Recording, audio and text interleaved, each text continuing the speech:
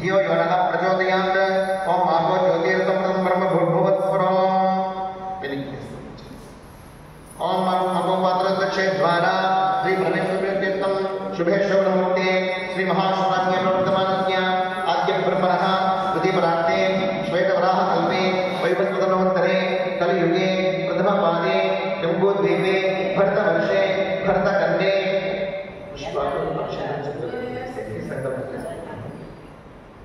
अस्मिन् वर्तमाने